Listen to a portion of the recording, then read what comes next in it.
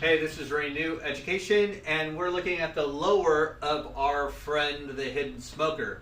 Watch Hidden Smoker Part 1. You'll see why I call this case a hidden smoker.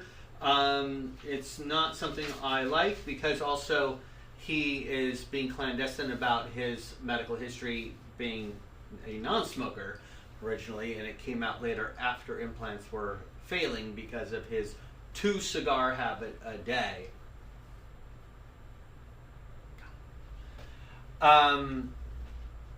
Really tough. So let me look at the CT here. Let me get this set up for the bottom arch.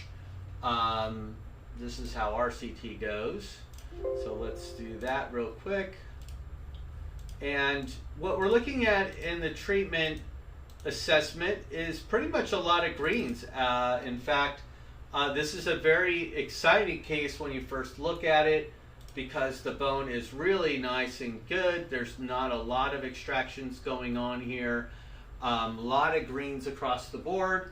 There's not much more I could add to what we've already seen from the treatment assessment from Part 1. So here's kind of the general idea of Part 1, where we see a lot of greens across the board. But this starts to really focus in on the bite characteristics profile. So that's how that looks. So looking back into what is kind of special about this, I would say probably the only thing special about this lower here is looking at how this actually comes together on over the nerve. We always want something past this foramen. If we can get it, you get better posterior support. And his bone in the anterior, it actually looks really good. He doesn't really have any kind of constriction. So this is one of those cases you definitely want where there's no constriction here. It just kind of goes out and you got an immediate placement ready to go. So this could be immediate placements. You're going to be looking at an implant here. This is an 8mm implant placement. And I note that because I don't do a lot of them. At one point, people were doing 6mm implants. Maybe there's still some out there. I don't really recommend them too much unless you really have to save something or do something, but try to stay at least in the 8mm implant world. So the locator would be here, which is fine. The facial plate is not so good, but you can work around that, or you actually go into lateral position. So we can go over here if you don't want to go into the canine area, which shows up that has a very thin facial plate across that. And I don't know why that particularly is when the actual bone around the lateral looks so good. So I would probably aim for the lateral here and then get that going into this site. The next area would possibly be right over here.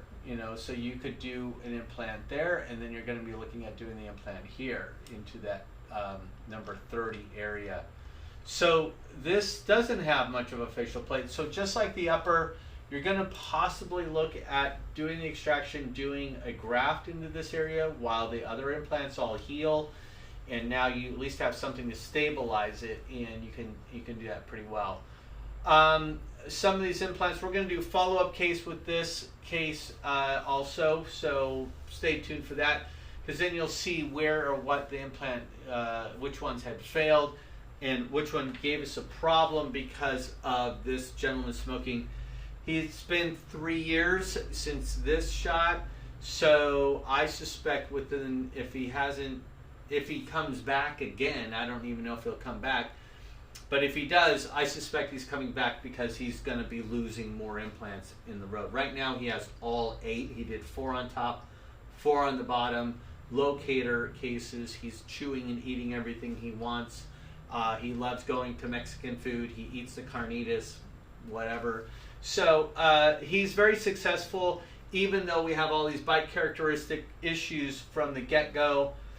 So, those are all notable, but, in terms of adaptation, this patient's been very good at adapting. His expectations were already very low.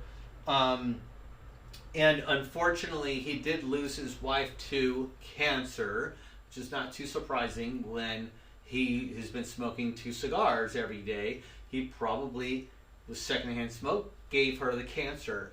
So I feel very sorry for him in his scenario, and I have a feeling if he hasn't quit yet, he won't quit ever. And my next visit, if he comes back, will be because of loss of implants, and then he's going to start all over again or not do it at all. From my understanding, if I were him, I probably wouldn't bother doing anything if he didn't stop smoking. So anyway, enough of that. But anyway, this is a great case if you're ever on the fence about doing a full arch case. This is a perfect starter full arch case for doing both arches. So this is really nice to do, minus the smoking habit. So have a good one out there. Like us on Facebook, subscribe on YouTube, and check us out on our live broadcast. Great, thanks.